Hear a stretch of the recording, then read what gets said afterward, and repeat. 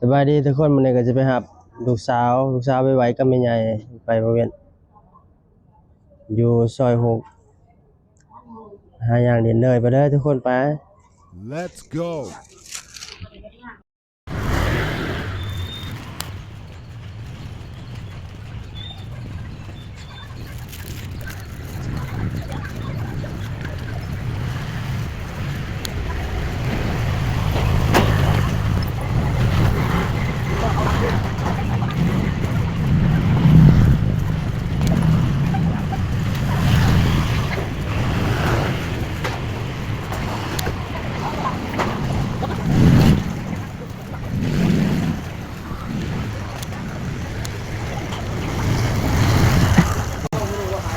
ไปขาย2วันนะบ่สบายไข่เป็นไข่เนี่ยก็ไข่แน่แล้ว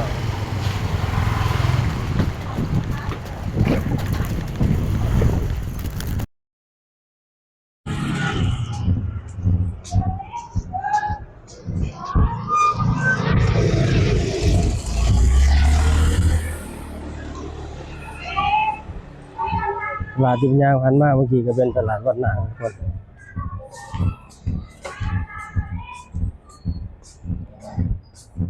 ตอนนี้ก็มาหอดซอย6เดี๋ยวจะน้อยก็ไปหอดบ่อนลูกสาวอยู่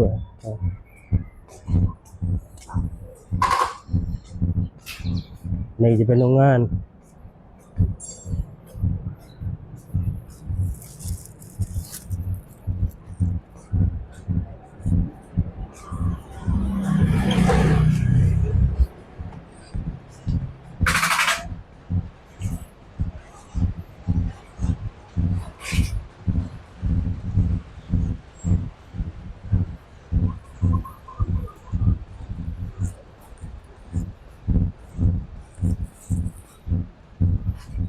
อันนี้ก็ตึกตัวลูกสาวอยู่จะมาหาลูกสาวเนี่ยอยู่ก็ไม่ใหญ่ไปทุกคนก็ว่าหอดนี่หอดแล้วทุกคนเดี๋ยวว่าใหญ่ขอประตู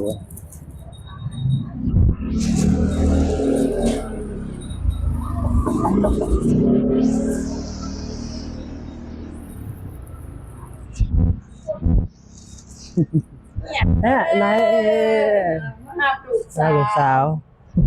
เลี้ยงมัน นะ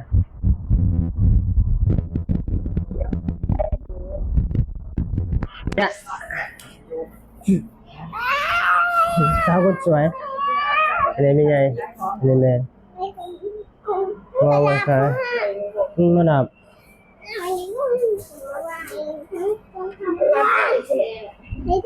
โอเคทุกคนทำเลยนะบ๊ายบายโอ้เสียภาษีนะ